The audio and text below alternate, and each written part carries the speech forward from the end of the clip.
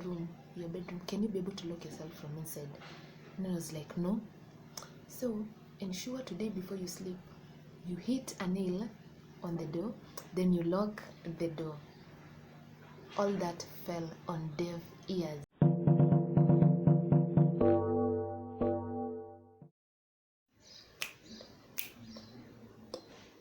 Hi guys, welcome back to my YouTube channel. Thanks so much for passing by. If you're new here, please share my video. Give this video a thumbs up if you love it. A thumbs up, please a thumbs up. Yeah, so today I'm back with another story, a traumatizing story, a story that is a bit scary, but yeah, it's okay. It's a life experience, and you know, these things that happens in our life are like a lesson, so we learn from them. So today I'm back with another traumatizing experience, and yeah, I happen to be one of the survivors of how many rape cases? 3, and I survived the 3 of them without being raped. And so today I'm going to start with the first story, where I almost got raped by our houseboy.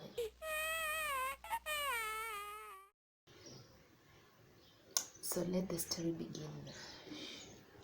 What really happened? I was in Form 1. I was going to Form 2 next year. So it was on December, if I remember very well. It was in December, and remember, this is the time when schools are closed. Students are at home having fun, enjoying, relaxing, back from the school mood and mode. So I remember that day as if it was yesterday. I think I have got lines. I remember that day as if it was yesterday. So this is what really happened. So during that particular month, my mom was not around. My mom had gone to do some marking of the exams of Form 4s. So my dad again was not at home. There's this annual oh my god, I hope you didn't hear that. Okay, there's this annual ceremony where my father always goes for the family. So it was I think in Kitale, or where? Yeah, in Kitale.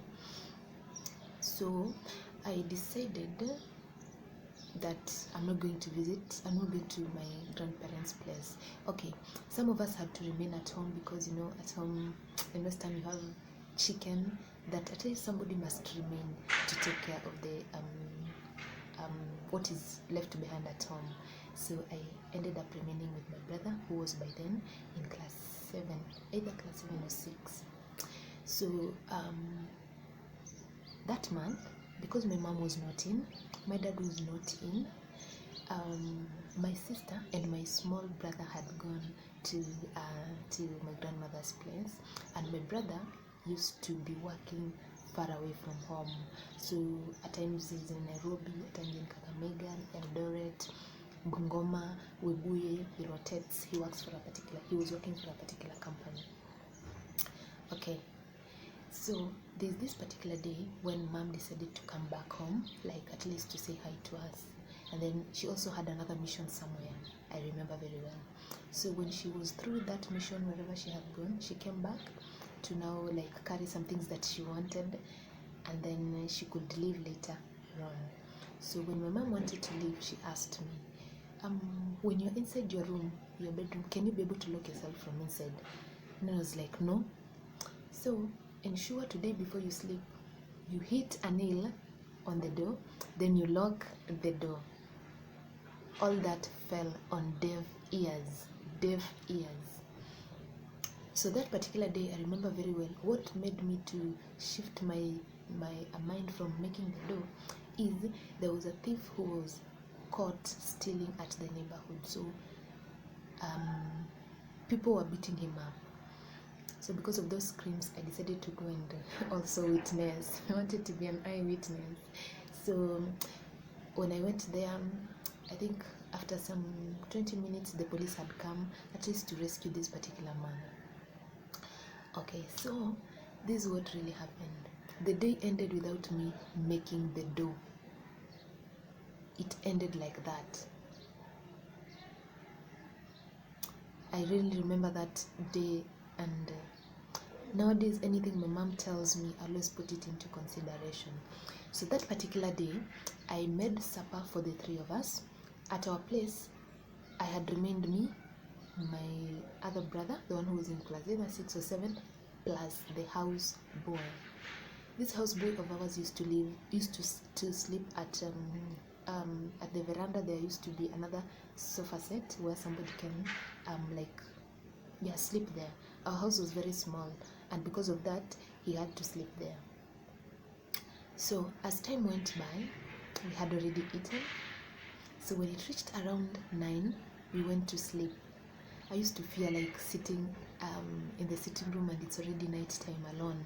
So I went to sleep. My brother too went to sleep, and we left this houseboy on his sofa set ready to sleep. So as I was sleeping, I didn't know what the time was. I had somebody somebody was touching my leg.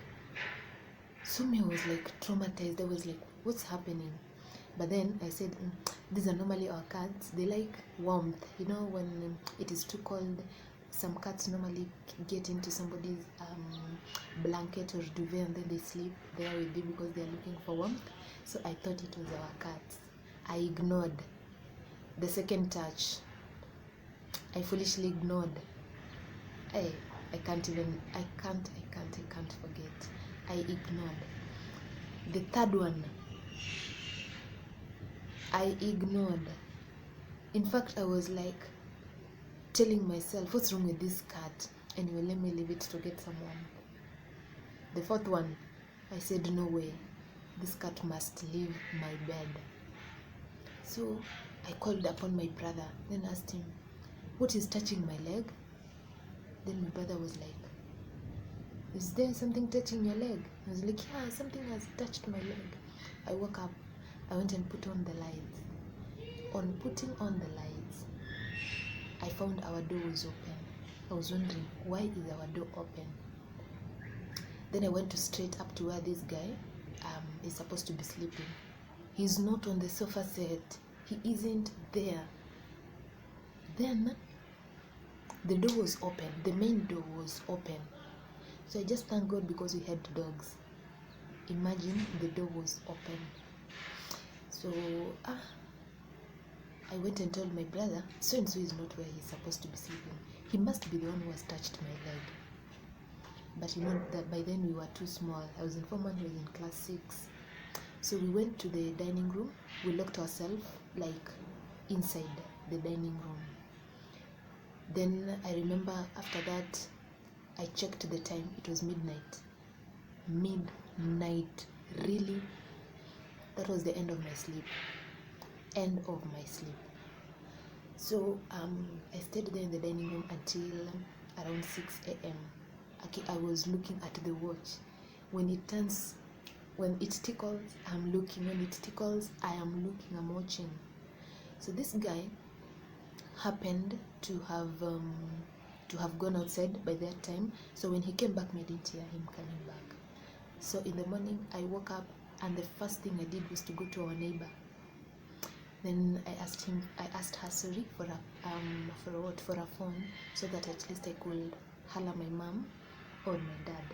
But because my mom was marking the exam, most of the time her phone was off, so I called my dad.